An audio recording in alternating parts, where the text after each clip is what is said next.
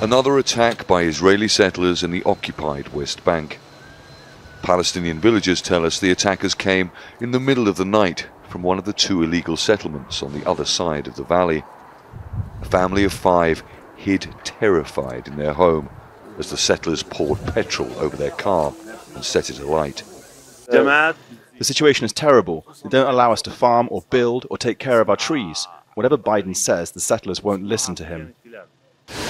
As we film, Israeli army jeeps appear, driving up into the village through Palestinian olive groves.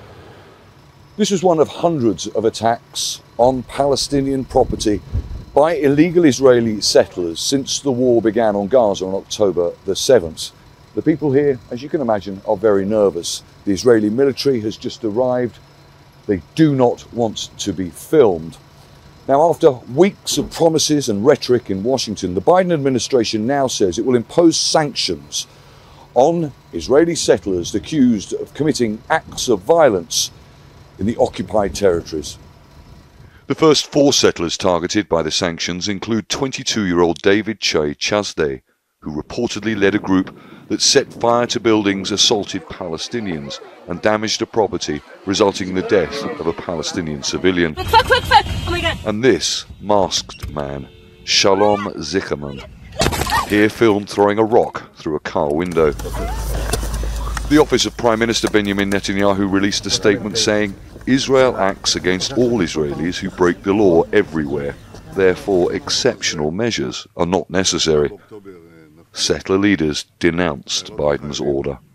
The executive order signed by the President of the United States is both disappointing and surprising. You would expect President Biden to look into the facts before signing such an order. The UN says there has been a massive increase in settler attacks on Palestinians and their property in the last 4 months, many involving guns and with the support or tacit approval of Israeli soldiers. I don't think that the settlers give any attention to this and it didn't mean anything to them. If the Americans and Biden himself think that this is a terrorist group, he has to deal with them as terrorists.